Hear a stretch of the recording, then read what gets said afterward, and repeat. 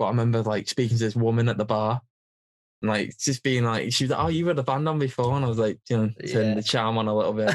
It turned out to be. Of course, I was. Flip your hair back. Yeah. Sorry, was that too far? Are we? It turned out to be the festival organizer's wife.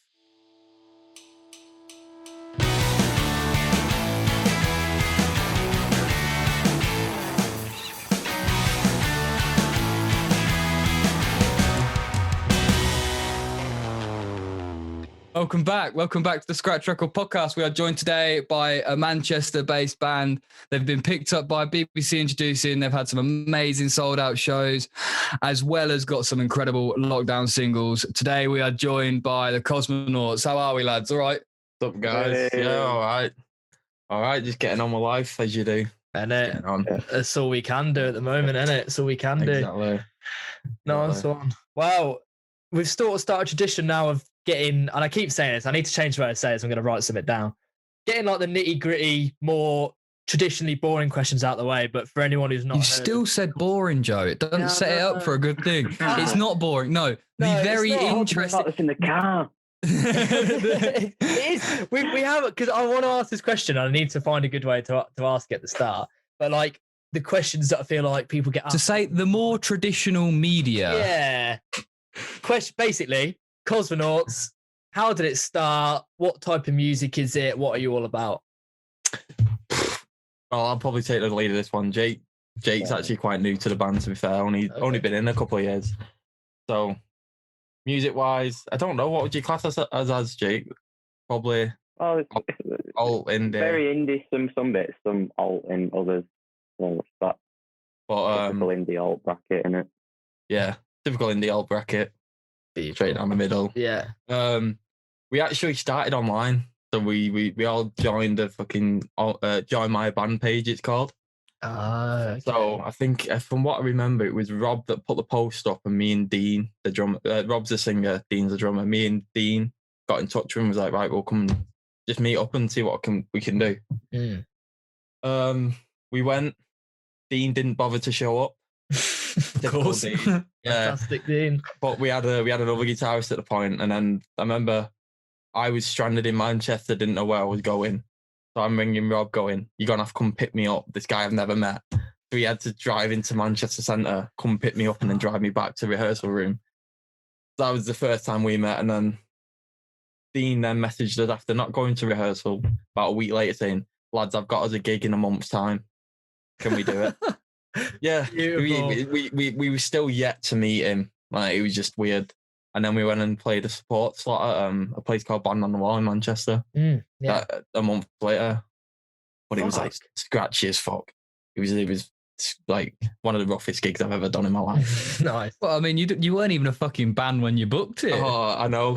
He was like, my mate's band are putting a gig on here, and they want me to play because I've now got a band. I'm like, we haven't even met. Have you?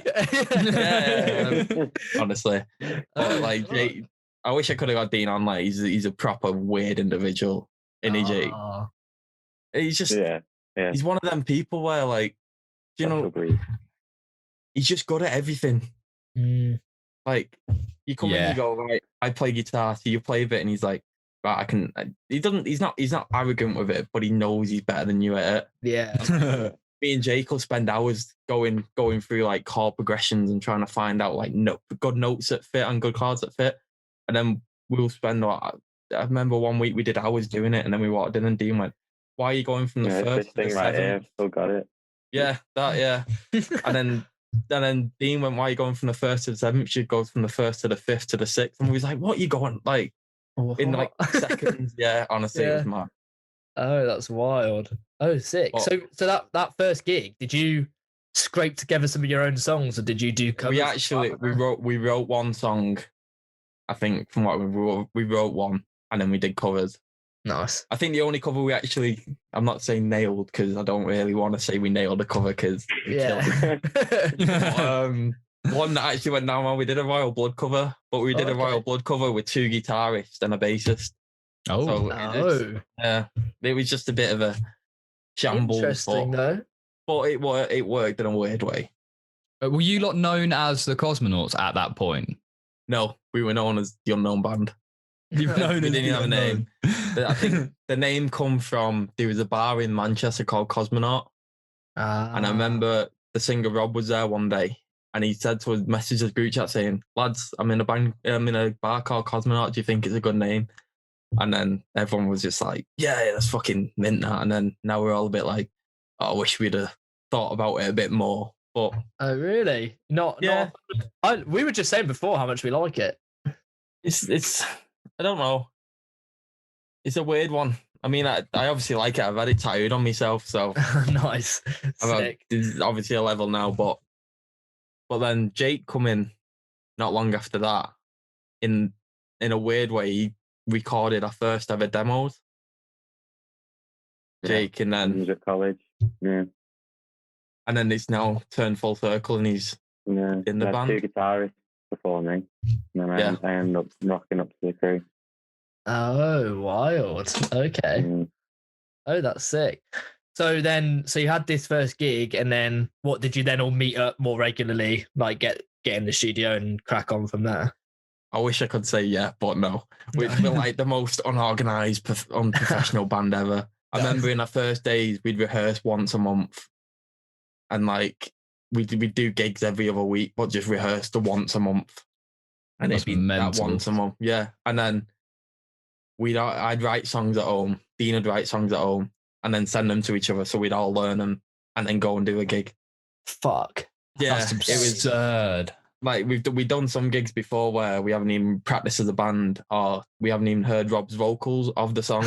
He's just coming, yeah. Wow. But we're just the most unprofessional band ever. We're like so bad. Well, not so bad now. You definitely used to be. We're still shit, lads. We're still honestly like when we see other bands when we go to like when you're doing your sound checks and that, and other bands like, oh, can we have a bit of this, can we have a bit of that, and they're all good. It's like, how is it, lads? Yeah, it's sounding a bit right where we're at. Yeah. Plug in. Yeah, I've not even heard it, but it's sound. That's 9 so times what out I'd of be 10. like. Literally, I Yeah. feel like 9 times out of 10, there's like, I'm a little bit more pedantic because I kind of like the microphones and stuff. When I do all this podcast bit, I kind of like get quite pedantic about it. But there ain't much you can change that makes much of a difference.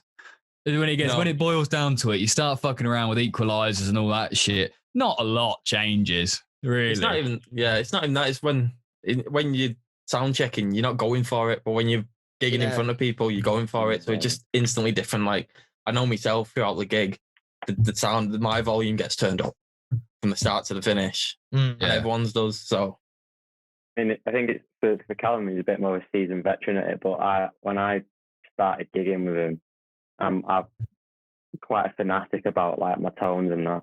And it's like I'm too reliant on an engineer. We had one gig at this little like shithole in Manchester, and this engineer was like 16.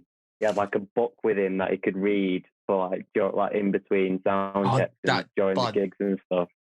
That was meant that he'd be sat, the gig would be going on, and he'd be sat there with his legs crossed with air defenders on, just reading the book.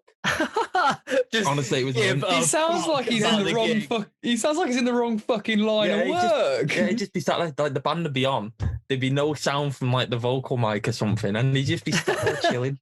You're like, come on, me, like, it's funny. I remember because me and Jake come from we did production through uni and college and whatnot. So we come from production back. So I remember we stood behind the mixing desk at one point, and literally it was just all red, like just all peeking. And you're like clicking.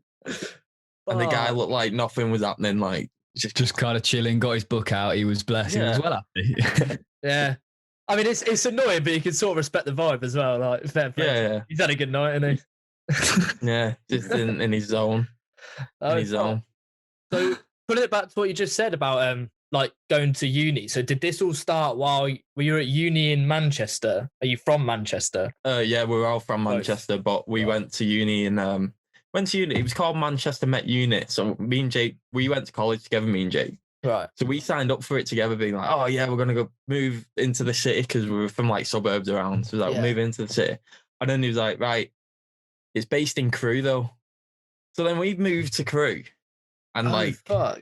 I don't know whether you've got places like this around you, but Crewe's just, the deadest place what ever. a town. Yeah. It's like Most places around us. Yeah, there's like one pub that's all right, and like It sounds like where we're based. We're based in a town called Wellingborough in Northamptonshire, and like 2 pubs I might show my face in, if that. One of them's a boozer, and everyone's the age of my dad that's in there. Like, yeah, that's basically crew. Yeah. It's awful. Yeah. Awful. But no, yeah, we're all predominantly based around Manchester. Right. So Oh shit. So did you stay in crew for 3 years then? unfortunately, yeah. Wow, wild. Yeah. That's where your hometown gigs are. Then that's your homecoming when you go back. No chance. This is the worst, honestly. I won't go back there. I won't catch me seeing dead there. no. Really? Fuck. It was that bad, honestly. One of them, like, I had that one boozer, and it was like, as soon as the youths walk in, you just like hear a choir of tutting. Yeah. Yeah. It groans. Oh, mate. It's like, Go on. when I got asked, like, oh, what uni do you go? And it was like, oh, I go Manchester. And it was like, oh, we'll come up to your uni. And I'm like, oh, yeah, no worries. But I'd never invite him around because they'd be checking to crew. Like, I'd never be like, hey, you come in. It was just awful. I remember one time I fell asleep on the... my actual family from, like, up near Bolton and Wigan. Oh, yeah. And that, the Lathams and that are from. And I got on the train, and then I fell asleep on the train, and I woke up in London. And my journey was only an hour. I went to the conductor and I was like, listen, mate, like, I fell asleep on the train. Can I go back? I need to go back to crew. And he was like, no, you're just blagging it. I was like, listen, mate, if I was blagging it, I'd go somewhere better than crew. Yeah. Me. So he sorted me out, though. I got home 4 or 5 hours late. Thank God, because it's probably about like 80 quid to get from London to crew. If they would make you pay for a ticket, it'd be wild. I know. To be fair, I had my mate from uni got the like mega bus home once, and he lives in Bristol. So he was going from Manchester to Bristol, fell asleep, woke up in Southampton, which was like another like 5 hours further south than where he was going. And had to like sleep in the fucking bus station and then pay for another ticket back and all that. And it was like, oh, you fucking idiot. Oh, no. Should have quit though, innit? Them mega buses. Yeah, well, exactly. It's like £3.50 and they just chuck like 100 of you on there and they're like, good luck. So yeah, I'm surprised I don't you get what you're paying for, innit? Yeah. Oh man! So let's bring it back to the music. Let's, in danger of going too far off topic of discussing and sleeping on trains. I want to kind of get into your like the singles you've released over lockdown and how they came about. Were they recorded pre-lockdown and then they were released just during? It's kind of how it came with mastering, or was it something that you kind of managed to put together while you were all stuck inside? It was recorded before lockdown, but everything else was during lockdown. So the actual parts were recorded. When did we record them? Back in November 2019. Yeah. So like we normally record stuff and sit on it for quite a while to then release it when we feel like this is when we're ready to release, type of thing. We had it mastered quite late afterwards, though. Yeah. We tried different mastering systems, didn't we? Yeah, we tried a few mastering people, but it's trial and error, really. Like, because I remember I'm not going to mention any names, but we sent it to this person that was like 100 quid plus, and we got it back and was like, yeah, it sounds all right. Like, and then we sent it to this person that's 30 quid and less, and it sounded amazing. And you're like, yeah, and it's just mad. But then you think of the lines of the person we sent it to has all these A-listers going to him. Yeah. So this little band from Manchester, they're not arsed. Like, they just run it through and go, right, that's it, done. Whereas the other person took a lot of time and effort and did a good. And also the way that they master for these mega tracks as well, like especially these A-listers, like it's not going to work. It's not going to be the same sort of sound that you lot are going to be. They don't compute, really. They don't go together. It's just, I think when they're mastering for pop, it's just vocal, right? Yeah. Like, there's your vocal and then everything else just there. Whereas we like to have it all together. Of course. No, so I think with the music, I want to pull it back a little bit. So I'm picturing like you release it like literally meeting up like once a month and then like the level it got to. So was there like a point when you started going, okay, this is a little bit more serious now? Because I know you got on like BBC Introduced in Manchester and stuff like that. Was that like? Yeah, when we first started, me, Rob, and Dean, it went quite quick. Like we started releasing, as you said, we released this, and it went from like just as all in rehearsal going, this is good song, to them being on BBC Introducing and us going doing a live session there. And then like we kind of all sat back and was like, we need to start taking this seriously. Yeah. And it was just a bit of a, I don't know, I think myself, because I try and, what the other lads just, they're not, they're ass, but they're just not like, they just Not turn up clued up, type of are thing. they? No, Yeah. they're just the musicians type of thing, whereas I Yeah. try and push it in the way that we want it to go type of thing. Like getting us certain gigs and certain, because they're just like, we'll do any gig anywhere, just get it us and we'll do it. Yeah. So do you kind of like take the role of that manager sort of position then? Sort of me. It was me until Jake joined, and now it's been split between me and Jake. But everything you see online, everything you see, like every gig we do is either booked by me or Jake. Right. So whereas Rob and Dean, Rob kind of just, he's writing his lyrics and sorting He's a his own diva. stuff out. Yeah. He claims he's not a diva, but we try and organize music videos, and he's the only frontman I've ever met that doesn't want to be in the spotlight. Oh, really? Yeah, he's like, Rob, we're going to do this video. We've got this idea. We think it'll work. You should do this. And well, I'm not singing to camera. Like, just do it. It's like, oh no. we interviewed a lad that was just like that. He saw himself as almost like the anti-frontman. Like, wasn't really interested in it as much. Right, meet Rob now, honestly. He's awful. He's like, if we're doing a music video, I want to just cameo in it. Like, you can't, you're the front man. You can't. Yeah, you can't, yeah. But he's got a cracking voice, hasn't he, to be fair? So it's just like he didn't even want to be the singer. I think when we first turned up, he wanted just to be a guitarist, and then he sang one day and was all like, why are you not the singer? And he was like, yeah, I'll try it, lads. And then that's just the way it's been. Yeah, that's wild. Because I think it's quite a unique part of it. Like, I think it's, I don't know, it's something listening like through your discography. The one thing that really ties all together is the voice a little bit. It's a real recognizable part of the band. So that's I think we even have that conversation ourselves when we're trying to write. Me and Jake, like, as much as we can write anything, and as long as Rob sings on it, it's going to sound a KOSMONAUTS track, type of thing. So that's the one perk we have from that. Definitely. Is we can write more or less anything, whatever we're listening to at the time. Yeah, we had concerns with the two new ones, didn't we? It's just like one's so dark and moody and like ethereal, and then the other one's so like poppy and indie. And it's like they still both sound like us, even though they're totally different. Really, really amazing, really. Yeah, that's interesting. I'm glad that you said that, because I find it together like that. Yeah. So getting more into, like, you've brought up the songwriting. How is that process? Is that mainly you two? Is it big? Like, is it collective? Is there one person more involved? It's changed massively over the last year. Especially with, I don't know whether people will be able to hear it with the two latest records, but every record beforehand, each individual person wrote a song. Right. That's why everything's so different. Oh, that's interesting. So I remember it was actually a weird one. Lady Lovesick, I wrote at uni Pissed with Jake, and it was all different. It was a uni thing, wasn't it? It was a submission for uni, and we were just like, got fucking like, just like, oh yeah, that'll do. Like, chucking anything at the wall. This is before I was even the guitarist in the band.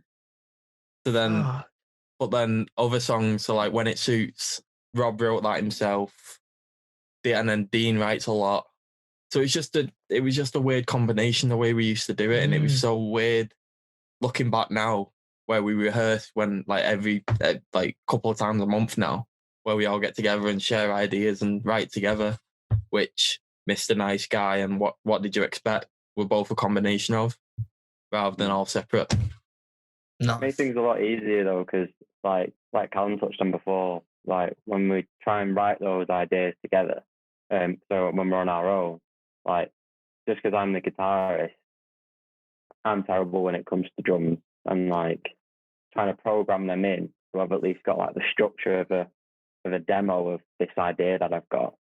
It's just a bit of a nightmare because it takes me hours, and then by the end of it, I'm sick of the song. I don't want to show it to them. Yeah. And then by the time they've like, you know, Dean hears it and he hears like a pre-written drum part, it's really hard for him to write something different, or vice versa. If he writes a song and you come up with like a guitar melody and I try and write something different, you've already got that. You've not got that blank canvas to kind of jump on. You've got to like push something aside and try and get on top of it. It's really difficult. But Yeah. We make more of a conscious effort now not to write ourselves. Yeah. Weirdly. So like I'll write chords. I'll have a chord progression, that's it. I won't try and do anything else. I'll just get the chord progression and come in rehearsal and go, this is what I've got. Type of thing. Yeah. Have you found that lockdown's taken its toll on stuff, on that songwriting experience for you as like a collaborative unit, or have you still been able to work out a way of doing it? Well, lucky enough, because we've got a private rehearsal room, we're still able to go and do it ourselves. Still just go. But I know from personally, whenever I'm trying to write now, it's always just miserable. Like, I don't know why, it's just always miserable. But I think once I start getting out and getting a bit of life in me again, I think that's when it'll hopefully come back. Yeah, I think it's just the way of the world at the minute. I feel like if you listen to a lot of things that people are releasing, there's a lot of almost grungier and harder hitting music coming from the scene. Yeah. Sure. Yeah, definitely. Yeah, but I think, saying that as well, though, the two songs that you have released over lockdown, I think it's interesting that you say that's when it sort of changed, because I do think they're your two best tracks. And I think like on the news, Guys, apologies, just telling me something. Don't mind me, lads. And like Mr. Nice Guy, especially, like as I said, I've been listening through it, and then look, the more I listen to that song, like the better and better it gets. Like that is a fucking good song. So I think it's good to see you are progressing. Like we were saying earlier, like there's a lot more elements to the songs, and like I listened to the early ones and I love them, but they're very much more, you can hear the drums are there, and then the guitar comes in, and there are your vocals, and it's there. Whereas Mr. Nice Guy comes in, and then there's backing vocals, and then there's like two different guitar bits going on, and there's a solo and a C section, and it's like, do you feel like you've developed as that time has gone on? I feel like especially the older we're getting, I'm not saying I'm old, like, but the older we're getting, and the more we have a level now from releasing where we know a song needs to be at this level before we can take it forward. And even if we're coming in and got some ideas, if it's not flowing within half an hour, it gets scrapped.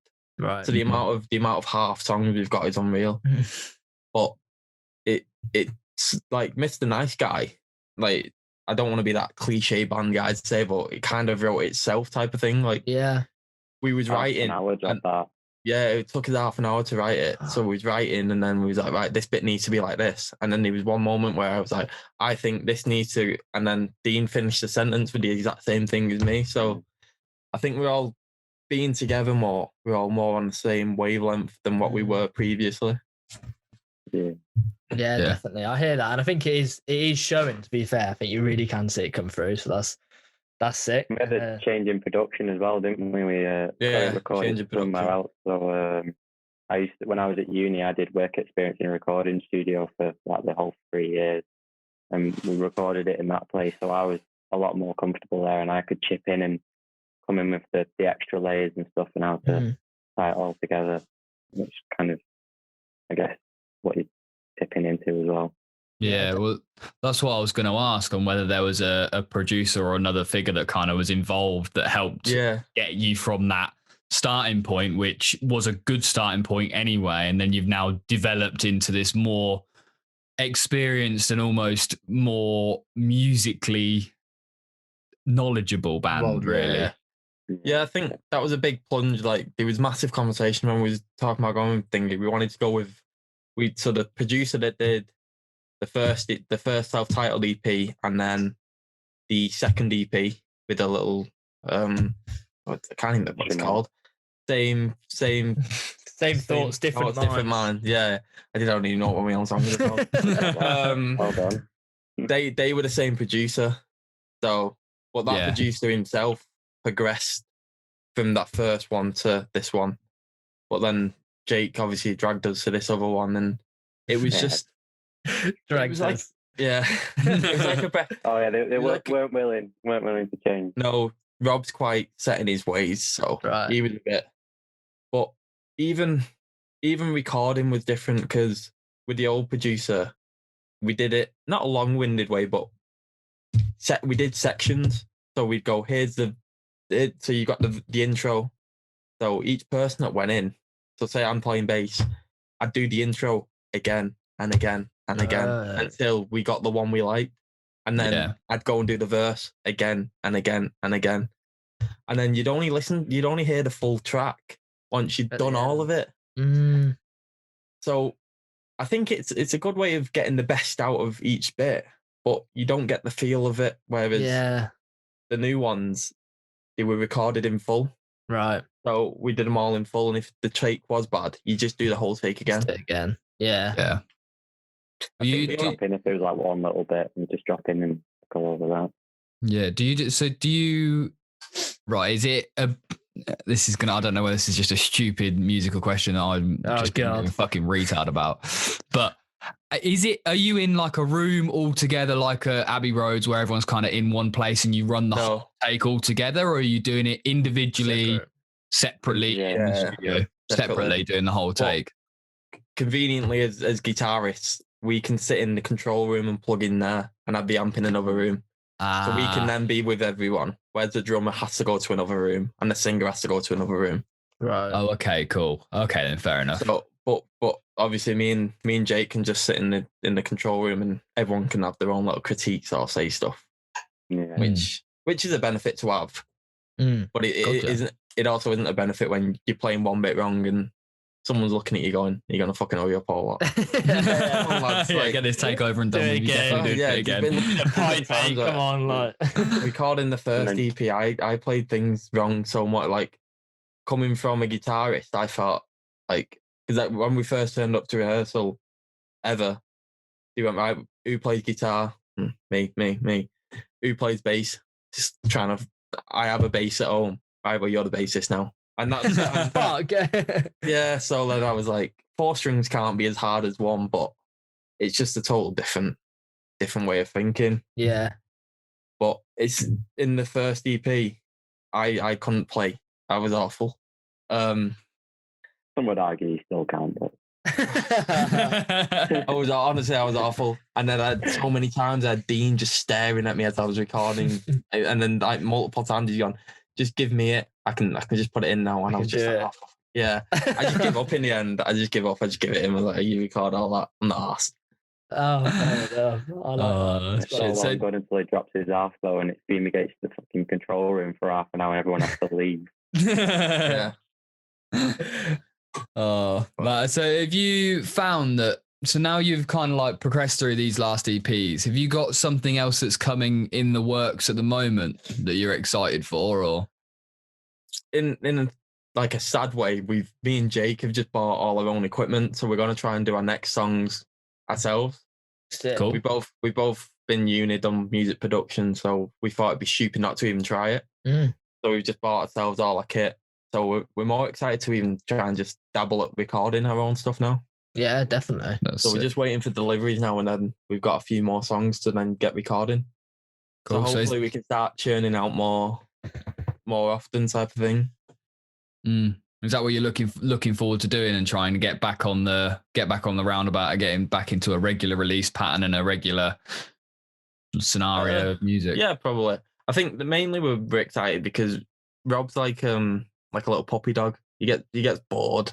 Not like bored of it, but like he goes quiet and you don't hear from him. And then as soon as you start getting the band shit going again, he's all excited and gets involved again. Yeah. Type of thing. He's a bit of a weird character, but so we're more excited just to get everyone back together again and get it going again. I bet.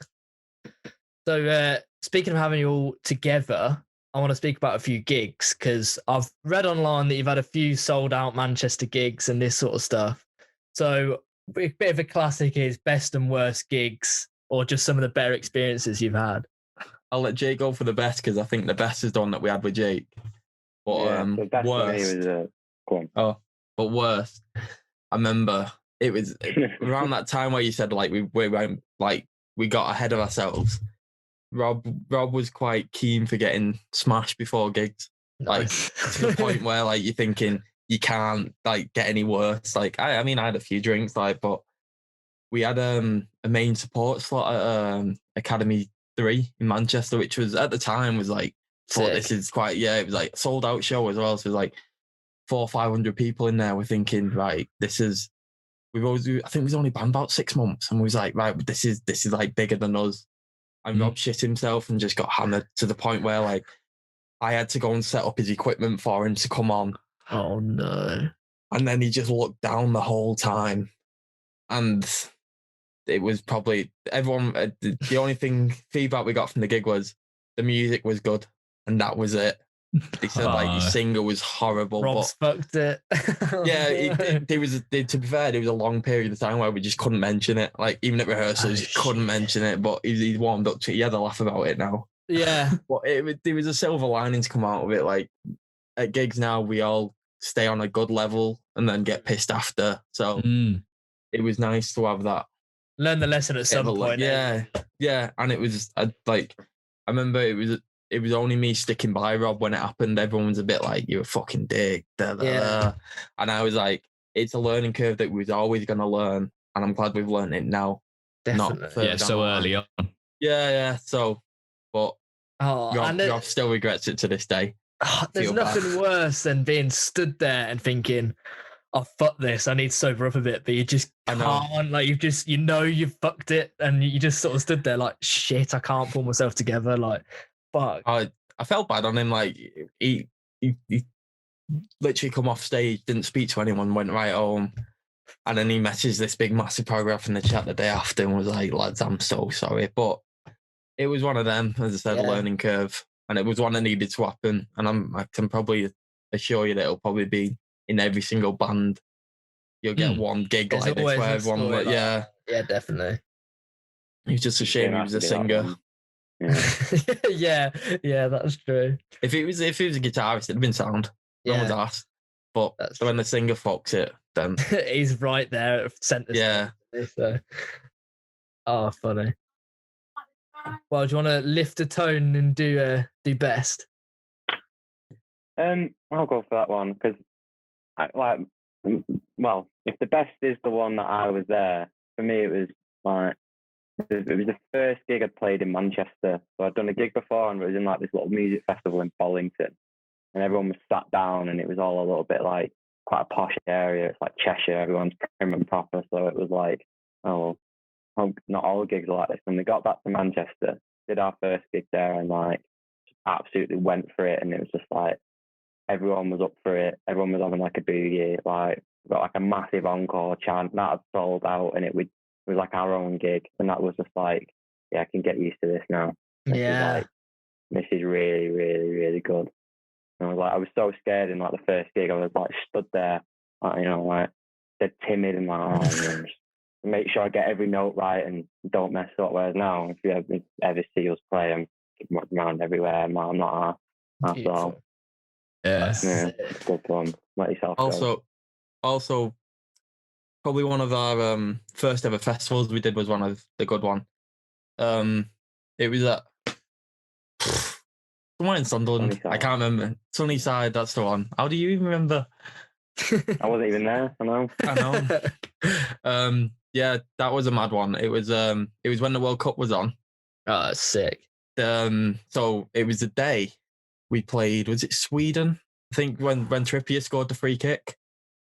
Oh yeah, Croatia. Yeah, it was that day, and what a fucking day! That's one of my highlights. Anyway, I just think in general.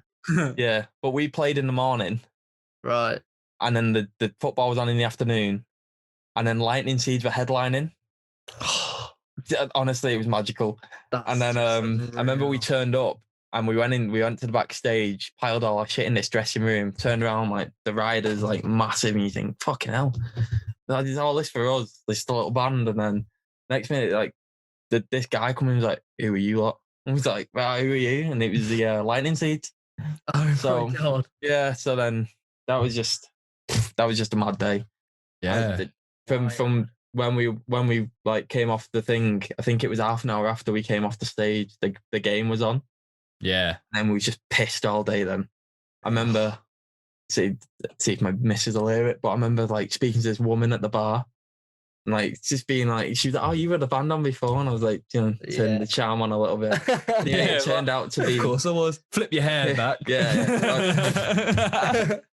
Sorry, was that too far? Are we? It turned out to be the festival organizer's wife. So then she went, oh, come with us, like into VIP. Then I got all my family, friends, and the band all in VIP, and she gave us like 200 quid worth of drink tokens. Was like, just have a laugh. Honestly, it was just oh my God. That is something that you can definitely get addicted to. That fucking feeling, I can imagine. And then obviously Lightning Seeds headline and do the 3-line shirt. Oh God. Oh wow. So that is literally incredible. Yeah, so it was just a magical day. Like, it was just mad. And then I had to get in the back of the van on the way home back to Manchester. Fuck. That's absolutely wild. I can't believe that's what was going on with you. And we were sat in one of said seedy pubs in Wellingborough, and then went out into town, and you got fucking sparked out in the middle of. No, that was a different night. That was. Was that Croatia? Yeah, semi-final. It was that night. Was that night I got cleaned? Oh, that was a sad night. Our experience of that day was definitely not as good as yours. That was a weird night because someone had got glassed in the pub that we were in. So we were watching it.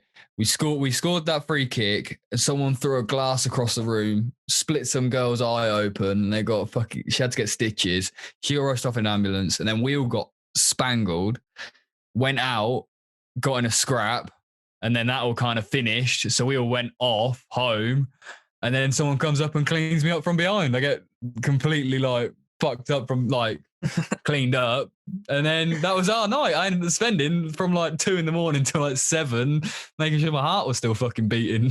Yeah, I was to get home, and my parents were just leaving for work, and it was like they were like, "What happened?" I was like, it's been a good night. Yeah.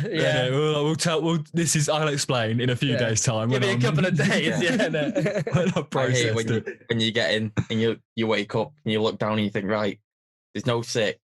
I'm unchanged. Everything's good. And then like you go downstairs and your parents look at you and you're like, fuck, what have I done? The amount of times that we've gone. Oh, mine, my mum and dad have a fucking glass table. Don't know why you'd buy it, just a glass table. And I got up, I went down all fucking buzzing like, oh yeah. Me kebab that I bought on the way home was fucking smeared all over the table. Don't even know how I managed it. And it was all like stained and everything. Got absolutely battered. Oh no! The worst. The amount of times I've come home and it's been like a Wednesday night out round by us is still like student night, so we still try and force yourself out during the winters when we're back round here. And I kind of go out and I come back and my dad would literally be walking out the door as I'm walking in, and the kind of looks you get, and he's like, "You're right." I'm like, "Yeah." I think so. I'm alive and I've made it home, so I'm as good as I can get, to be honest. It's mad. Yeah. So it is mad. Did you lot grow up like going into Manchester for your nights out? Was that the score? Yeah, well, a mixture. Sometimes I was in Bolton area, I'd go Bolton, but then when I actually turned 18, I was going in Manchester. It's such a good night out. I'd occasionally go Liverpool, but Liverpool's a seedy place. Yeah. Liverpool's a tough one, is it? Because to be like, I went to uni in Manchester and Elle went Leeds, and we had another good mate who went to Liverpool. So we spent a lot of time going out in all three, and all three are unreal.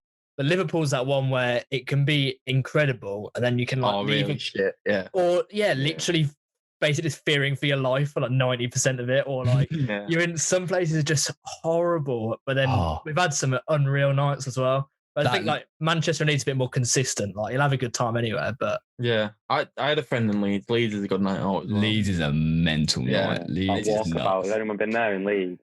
The walkabout in Leeds is so I went on a really weird night at the walkabout. So I I'm not going to say no names because it definitely not go down well. But so I met someone in a pub. I ended up standing up some girl to go meet the lads in the pub. And we ended up getting there. I got all these fucking shitty messages. So I was like, let's just get fucking pissed up. That's fine. And we got pissed up. One of my mates drops half a pill just randomly while we're just sat in this pub. And he was like, I was like, well, we've got to fucking go out now. It was like a Sunday, I think. And I was like, fucking brilliant. So Walkabout was still open. Went into Walkabout, bumped into a load of lads that I knew there. Ended up at this weird shifty house party that was like in this like underground like dungeon thing. And it had like fucking neon graffiti all over the walls and stuff. And it was the strangest thing. Walkabout's a weird place. You just bump into some fucking creatures. Yeah, no, you do. Honestly, I've been there a few times. It's just dodgy. You know, it was one of them though with me and my mates, because obviously I had mates that went everywhere as well. Whenever we was going to Leeds, it was going to be a messy night, and it was going to be like the roughest night I've probably ever had. Like I'm sure every lad has this friend group, where you have a group of friends that you know you can go out with, and you're coming home in an all right way. And you got the group of friends that you know it's just carnage from as soon as you go out. Like I've got mates like you'll have a pint, you'll sit down, you'll have your one pint, and then they'll look and go, "What we getting then?" And you go, "What? I've only just fucking had one pint." Let me have a burger or something. I'm halfway through a Carlsberg. Let's kind of reevaluate in like 2 or 3 times. I'll see how I am in about an hour. I remember once this lad, like I'm not mentioning the name, but like I took a sip out my pint, and then he's like leaning off the phone going, "How many grams do you want, lad?" I've literally on. I've not. It's 3 o'clock in the afternoon. What? I think it was about 6:30, 7, and I was like, "Are you mad?" That's not the time to be getting that number out. You don't want to be doing that at 6:30, 7 o'clock. No, it's awful. Never ends well, does it? That. Christ. Well, I think it's time. I don't know how long I'm going for. Fair old whack, I think. 43 minutes according to my phone. Well, there you go. Right, we have a section which I've been doing new for this series, where I ask scenario-based questions, right?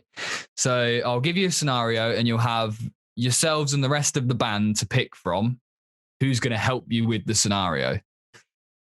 So you'll kind of get into the swing of it as soon as I start asking questions. They're all made up by Elliot. And this is now however many times we've done this, so they're consistently getting weirder and weirder. So I have no idea what he's going to say. So all views are his and not mine. Let's just clarify that. Well, there's no views in it. They're only questions. I'm not just going to suddenly come out with like some. That's what I'm saying. I don't know what you're going to come out with. You might. Valid point. Point. So the first one's nice and short and sweet. You've been a band for a while. But you start to realise something's really off with one of the members. When you're getting changed for a gig and you're getting ready to go out, you find out one of them has actually secretly been a lizard the whole time. Who's it most likely going to be? Dean.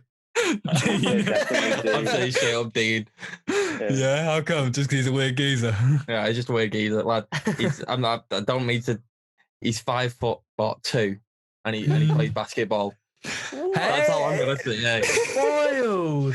5 foot. See, I play basketball. I've played basketball for like my whole life, but I'm 6'5". I was saying, not 5'2". Not 5'2". We've played basketball as a band, and he's shit all over us, so I can't say much about it. But that's sick. Normally fucking quick. Yeah. Quick and agile for people that are that size. He looks like he's carrying 2 carpets all the time as well. Like he's that type of guy. Oh, wild! Oh, we're definitely gonna have to. Smells that he creates as well. He's just Oh, love it. Dean's the lizard, though. Dean's a lizard. Dean's the lizard. Well, there you go. Dean is a lizard. For anyone that didn't quite get that. So the next one I've got for you. I've got the world. I don't know whether have you lot played a game Rust. I keep Yeah. referencing it. You play Rust. So it's back like that. The world's been wiped out. You're kind of starting from the beginning. Fresh, you, yeah. you know, you've got to just kind of roll with stones and that. You've managed to get a plot of land that no one's on, and you've got to set up shop, and you've got to build the house. Who's taking charge of building this gaff? Rob. Got to be on it. Project manager of a construction firm. Yeah, probably Rob. Oh, Yeah. well, that's useful to have in the crew when you ask questions like this, isn't it? Probably Rob, yeah. Yeah, fair enough. Yeah, fair enough. Proper set of organisation from him there. That's good. He's still the least organised. Honestly. Whenever we book anything, it has to go through his PA, his wife. Like, I might as well. It's come to the point where we've got a gig booking or anything. I have to ask I just message his wife. I don't even tell Rob. I just message her. That's well funny. Because it be like, you need to get ready. You're playing in an hour. And I rang him the other day. Are we out? We're rehearsing tomorrow morning. And I was like, are you good for rehearsal tomorrow? Let me just ask Lucy and we'll see what happens. See what's going on. Yeah. That's well funny. Christ. But he would organise building the house, so. Yeah. Yeah, so he's useful in some respects. He can build a house. And the last one I've got for you, it's a little bit more out there, but you've managed to book a festival in Russia, right? You've got out there, and they realise that you're all English and intelligent lads. They know you're quite good at what you're doing. So they've kidnapped you. The Russian military have taken you. You're in the back of a van, and you get. I like looking at Joe's face whenever we do stuff like this because he's never quite. Sort of get us arrested, or he's like, so you've been kidnapped by the Russian military, and you've been cornered. And they're talking to you now. The sergeant's there, the sergeant major. He's giving you some orders. You've got 60 days to go find out the nuclear plans of the Ukraine. Right, you have to go into the Ukraine as a spy working for the Russian military, but you can only take one person from the band with you. Who is it you're taking to give your hand?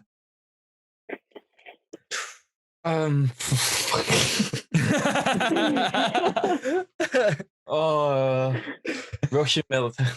Russian military. You've got to go into Ukraine. I'm trying to think of the strengths that I can bring and the strengths someone else could possibly bring to help.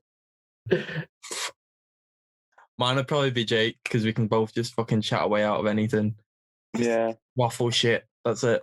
Yeah. That's it. I'm thinking Dean just for if he's a lizard. Get in any small places. Yeah, because he's a lizard. Yeah, that's good. Fall through a tunnel or something. Get himself in a. Because if anything happens, he can regrow a limb. Yeah. Oh fuck. Yeah, fair enough. Well, if we tried sneaking through, then aren't we? Your big bald head, we ain't getting fucking nowhere, aren't we? Lad, I could pass for a Russian. Yeah, I was going to say, I think you'd be more likely to get away with it. Yeah, it's true. I just wouldn't have to speak. Yeah, you're a mute. Just stand and look big. That's what you got to do. Yeah. Well, there you go. That's my scenario. That's my scenario questions for you. My scenario? Yeah, you're doing so well, mate. Yeah, I normally cock something up. Yeah, but yeah, that has been it. I'll try and keep it a little bit fresh and different. No, I don't think you'll get a question like that again for a while. No. Good. That's the plan anyway. That is the idea. So to wrap up the show, we normally get the people that we're interviewing and ourselves to kind of talk about a band that we're listening to in the minute that's kind of in the up and coming scene that you're enjoying, who you kind of want to give a shout out that needs a little bit more recognition than they're already getting. Let Jake go first while I just scroll my Spotify to see what I've been listening to. That's the classic response. Everyone's like, shit, Spotify. Yeah, dropping me in that one. I was just about to do the same thing. I'll tell you what, Joe, do you have one? I mean, yeah, I've got one. If you want us to go first, and you boys can have a thing. Yeah, go on. I've written down the VOYD as one to shout out. I don't know if you lot have heard of them. They've been knocking about on Twitter quite a lot. They're from Sunderland. They've just released a new song called Getaway. They're a bit quite similar to you lot probably in the sense of like sort of indie alt rock, some stuff indie than others, but they've sort of gone this way of just going like huge choruses, quite anthemic, quite just like classic, like good riff, but then it sort of explodes into a big chorus. But they've developed loads. Like I've listened to a few of their songs as have been coming out, and they've always been like, yeah, they're really good. And then this new one, they've just sort of, again, similar to yourselves, you can just sense something's twigged a little bit. They've nailed the sound. The production levels are a bit higher. And it's by far their best release, I think, this new one called Getaway. So yeah, I think it'd be a good time to check them out. The VOYD. Are they on Spotify? Or? Yeah. On Spotify. The VOYD. I'll Getaway. Yeah, it's their newest one, which I think is their best one. I'll actually listen when we get off this. Beautiful. Yeah, I will do. Mine's a little bit more like fairly like brand new, as in they've got one single and it was released in 2021. And it's called Evan's Kitchen. And the single's called Trusting Computers. Interesting. They're two brilliant names. Yeah, it's brilliant. And it's got such a unique sound to it as well. It sounds so clean, but yet so messy at the same time. It's, it's got an indie rock feel to it as well as feeling a little bit elsewhere as well. It's got a very unique sound, and I'd love to be able to tell you something about them, but there's absolutely nothing anywhere about them. So, but they're good. They are good. Yeah, they are decent, and I'm gonna see whether what they called again. Evan's Kitchen. Evan's Kitchen. I've not checked their Instagram yet. Evan's Kitchen Band. I found them. Yeah, I've got their Instagram and not loads on it, really. It's just out now and streaming. So pretty new. Very new, and they're good. So if you get a chance, make sure you get on to Evan's Kitchen, and their new track is at Trust in Computers. Beautiful. Give us a set, lads. I've just managed to swap my AirPods onto my phone. I've managed that. That's the AirPods. Beautiful. Jake, have you got one ready for us? Hello. I've not really, simply because I've not really been listening to much new music anymore because I'm on that dreaded TikTok and watching quite a bit of that. Oh, and there was someone on there. Fallen in. I've fallen in. The lockdown was hard. The first one, fallen in. And there was a guy and he bought a Hey Arnold vinyl. So all the songs that were on Hey Arnold. And it was like a little clip of like all the songs that were on it. I was like, oh, I'll check that out. And I came across this Hey Arnold inspired playlist on Spotify. And it's just the most incredible thing I've ever listened to. So I'm just delved straight into that at the minute. But no one's up and coming. And it's like the Isley Brothers and Miles Kane, Yeah, just like really like chilled, kind of like jazzy vibes. So. Yeah, that's cool. To be fair, there's a lot of good shit knocking about TikTok, and even like the bigger songs that go viral. Like I've listened to that Space Girls song loads because they're like, got in my head, and then if you listen to a song, it's really fucking good, and I'm like, you sort of wanna. I know the Wombats have just released a remix of TikTok. That remix that's literally what I was just going to say. It's so fucking good too. It's really annoying that TikTok is bringing like fucking causing the charts and people to release music that's not theirs. Mad, isn't it? Yeah. Right, so mine. I lost you because I just tried playing that Evan's Kitchen song and it come through my AirPods, so I lost you all for a minute. Panicking. Mine probably be a band called Yard Act and the song Dark Days. Okay. They're from up this end. They're from, as much as I know of them. Let me get on their account. They're from Leeds. Nice. And the bio just says minimalist rock from Leeds. Beautiful. Nice. But from listening to them, the production value is really good. They're a bit. Have you ever heard of Tiger Cub? No, I haven't. Another good band. Tiger. That's another one, boys. Yeah. There's a band called Do Nothing. Yeah. They're a bit like them, so a bit like drums carry a lot of the song, and then just like as spoken vocal on top. Mm-hmm. Like it's a bit like, well, just a proper dark voice. But you should definitely check them out. They're pretty cool, and they look like they're going to be onto big things. Like sick, nice one. What was that? Yard Act. Yard Act. Sound. Beautiful. Cool. Well, there you go. That is There's 3, and also if you haven't checked out Old School Jazzy Vibes, I don't know what you're doing. You better get over there too. The Hey Arnold playlist apparently slaps, so make sure you jump in on that. You know what? He's told me about it 4 times and I ain't even listened to it. So I'm gonna do you a solid, Jake, and I'm gonna listen to it after this. Honestly, Well, brilliant. It's amazing.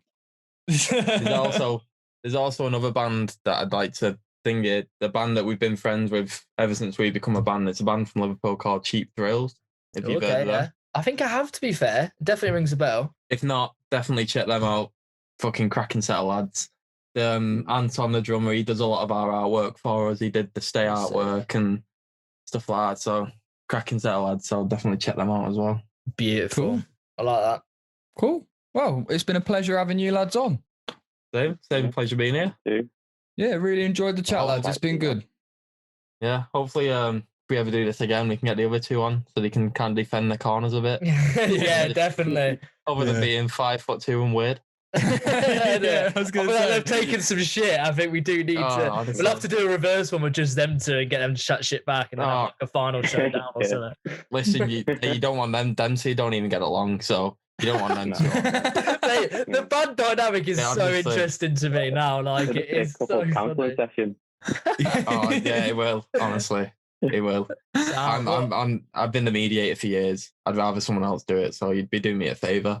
We'll give it a fucking good. Either that, or we'll drive even more of a wedge between them and just fuck the band completely. Yeah, definitely. I'm sure we'll be at Manchester Way at some point as soon as we can, and we can do something in person. Get a couple of pints and do it in person will be sick. Yeah, that'd be a laugh. Yeah, man. That'd be the plan when everyone's back gigging and stuff, and we've got so many fucking tickets booked for things, so we're all over the gaff. So I'm sure we'll definitely be in Manchester, and we can get some shit booked in for sure. 100%. Down. That'd be sweet. Brilliant. Well, it's been an absolute pleasure. If you haven't been out and checked the Kosmonauts yet, go over. Make sure you check out their new singles. They're just Kosmonauts. Not. Did I say the Kosmonauts again? I have to. We're getting Elliot throws does in front of bands that don't have it, and then don't removes them from bands that does. And it's just like a running thing of can't quite nail which bands have their in front.